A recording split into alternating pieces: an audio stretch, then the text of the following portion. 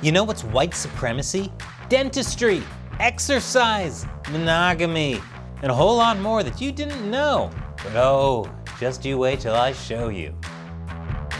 Welcome to America Uncovered, I'm Chris Chappell. I put out a video recently covering some things that people claim are white supremacy. These included hard work and cow's milk. Just look at this little bigot drinking a glass of milk.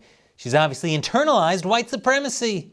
That being said, real white supremacy is no laughing matter. It's still a very real problem. So much so that even some people of color are becoming white supremacists. And that's the problem. Real white supremacy gets diluted when it's buried under stories of everything being called white supremacy. Like a Democratic California legislator calling his Republican Muslim colleague a white supremacist for disagreeing over whether the government should pursue race-based policies. The Republican was called racist for fighting against something he thought was racist. I'm not sure that's how Yu-Gi-Oh! Trap cards work, man. There's no shortage of crazy things people claim are white supremacy. So much so, I'm doing a whole other video on it. Starting with number 7, opposing LGBTQ school curricula. In June, Muslim children in a Maryland school district requested an opt-out of school lessons pertaining to LGBTQ matters for religious reasons. One child said, "I'm here to talk about my rights. My religion teaches to respect all religions and all human beings and their rights. So does my country's law, and I want my right back to have an opt-out option." Here's what Democratic Council member Kristen Mink said in response. This issue has unfortunately put some, and not all, of course, but some Muslim families on the same side of an issue as white supremacists. The folks who I've talked to here today, I would not put in the same category as those folks, although, it's again complicated because they're falling on the same side of this particular issue. First of all, this is an LGBTQ issue, so why did she jump straight to white supremacy instead of accusing them of being homophobic? Does she think white supremacists hate people with rainbow flags because they're people of color? Hey, maybe white supremacists love rainbows since white is every color combined. Second, Mick is saying Muslims are not necessarily white supremacists, but they should be careful because they're on the same side as white supremacists. What does that even mean? That's like saying Nazis liked ice cream, so anyone who gets a cavity from eating too much Ben & Jerry's is a Holocaust denier. Before you go and get that cavity filled, here's something else that's white supremacy. Number 6, dentistry. In the UK, the National Institutes of Health shared a case for decolonizing dentistry. According to the Community Dental Health Journal, the dental field is trying to fight racial inequality by promoting diversity, which is wrong.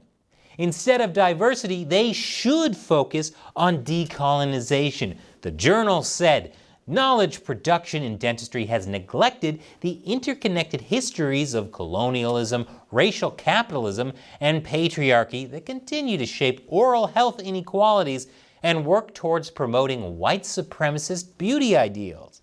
These claims from the British Dental Organization are shocking, mostly because I had no idea the British had dental organizations. They're saying that dental knowledge was gained through and profited off racism and promotes white supremacist beauty ideals. And that's why trying to include more diverse people in the practice isn't good enough, since the practice itself is built on racism. They do have a point. After all, dentists do try to make your teeth whiter. Maybe they're right. I think we should all show our solidarity by no longer brushing our teeth. And after the break, waking up early, that's bad. Welcome back. Unless this episode was demonetized by YouTube for white supremacy, which I'm fairly certain is going to happen, please support us at patreon.com/America Uncovered. All it takes is $1 an episode. So you know what else is white supremacy? Number 5, waking up early. Turns out being awake isn't woke anymore, because waking up early is connected with hard work and productivity, and those characteristics are intertwined with white supremacy. This is because, according to this article in Medium, enslaved Africans were forced to work tirelessly from sunrise to sunset, and their white oppressors often used the rhetoric of hard work and discipline to justify their inhumane treatment. Okay, But do you know what else slave owners used to justify their inhumane treatment of black slaves? White supremacy! They thought it was okay because they were a superior race. They also used the Bible to justify slavery. Does that make the Bible white supremacy? That's why it's printed on white pages. Also, there are more slaves in the world today than there ever has been in world history, and the majority of them are enslaved in non-white countries. So are they saying non-white slave owners let their slaves sleep in and don't work them too hard? Wouldn't want to be white supremacists after all. Ironically, saying only white slave owners did that is ignoring all the non-white slave owners that do the same thing, which is whitewashing. Maybe instead of white supremacy, we should just say that waking up early is rooted in slavery and combat it by having jobs start no earlier than 11 a.m. and giving employees a 3-hour afternoon nap. Does that sound unprofessional? Good! Because guess what else people think is problematic? Number 4. Professionalism. Some consider professionalism in work culture to be white supremacist because it holds up a white standard. For example, black women can be deemed unprofessional for having braids, while Mark Zuckerberg can be praised while sporting a t-shirt. I agree, that is a double standard, but it's not one based on race, it's based on class. Elon Musk can cut his own hair so he looks like he's balancing the poop emoji on his head, and he won't get fired because he's the boss. An African-American one at that. So professionalism isn't white supremacy. As long as workers are productive, they should be able to dress and groom themselves however they want, as long as it's not like this. Number 3, exercise. According to the author of Fit Nation, The Gains and Pains of America's Exercise Obsession, there are white supremacist origins of exercise. She said fitness gurus of the early 20th century encouraged white women to build up their strength so they could have more white babies to offset the influx of immigrants in America. So her argument is that because a few exercise enthusiasts in the past were racist, that means exercise itself is racist. As you can imagine, that was met with a lot of skepticism and ridicule. Black musicians and athletes mocked this idea. Although I wouldn't be so quick to dismiss it, or any of these other ideas. If we can truly make people believe that waking up early, professionalism, and exercise are white supremacy, that means you can show up to work at 2 p.m. wearing a tank top covered in Cheeto dust and say, "I'm not a slob, I'm an ally. Give me a raise, you racist." More after this final break. Welcome back.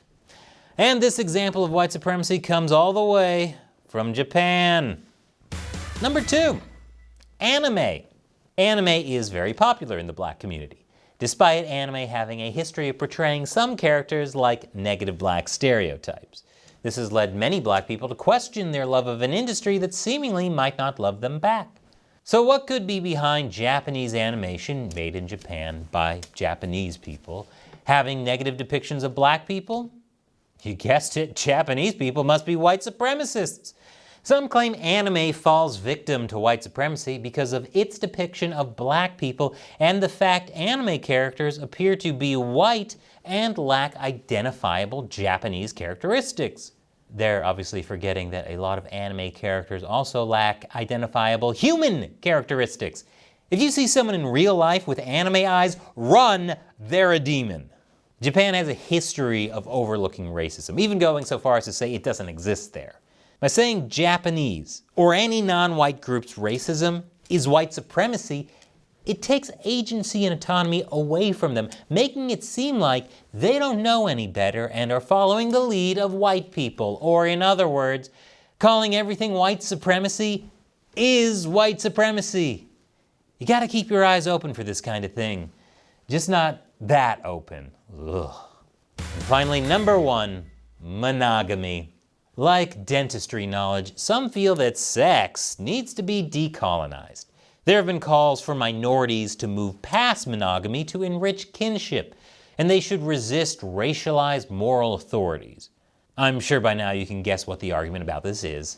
White colonizers forced their values on slaves from Africa, where polygamy was prevalent at the time, with men marrying multiple wives to try and have as many children as possible. I'm starting to sense that in some instances, white supremacy is being blamed for anything that keeps people from doing what they want to do. I have to get up early to exercise?